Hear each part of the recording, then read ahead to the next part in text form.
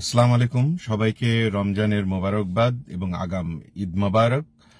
আশা করি সবাই ভালো আছেন। সম্প্রতি আমার এই 7-8 বছর আগের একটা, মনে হয় 7-8 বছরই হবে হয়তোবা, আগের একটা ইন্টারভিউ আবার নতুন করে এটাকে মানে এটাকে কি বলবো যে পুনঃপ্রচার করা হচ্ছে।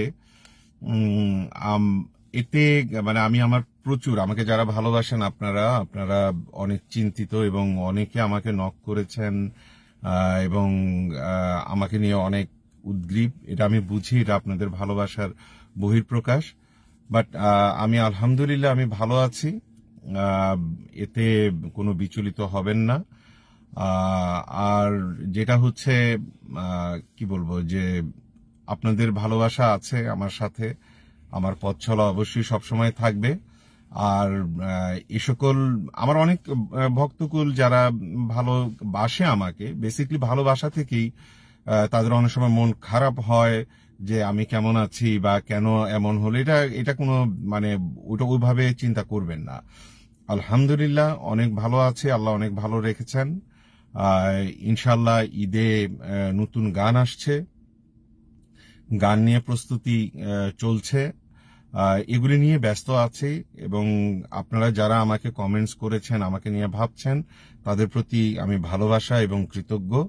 আর বেসিক্যালি আমি কি বলবো, বাট অনেক সময় দেখা যায় যে এই বিষয়টিকে নিয়ে, আমার ট্যাক্সি চালানোটাকে নিয়ে যখন আমি অনেক ধরনের কি বলবো যে এই আন্দোলন নিয়ে অনেক কথাবার্তা বলতে যাই, অনেকে আমাকে বলে যে আপনি তো ট্যাক্সি চালাচ্ছেন, এগুলি নিয়ে অনেক ধরনের, এটা কি বলে আমরা যেটা আমাদের সচরাচর কথায় যে খোঁচা মারা, হ্যাঁ, এই সকল খোঁচা মারা এগুলো নিয়ে এগুলি গায়ে লাগানোর কোনো কারণই নেই। আর আমাকে যারা ভালোবাসেন তাদেরকে আমি বলছি আবারও, এতে আপনারা ক্ষুব্ধ হবেন না, মন খারাপেরও কোনো কারণ নেই, এগুলি মাথায় রাখবেন না। ইনশাল্লাহ আল্লাহ অনেক ভালো রেখেছেন, নতুন গান আসছে।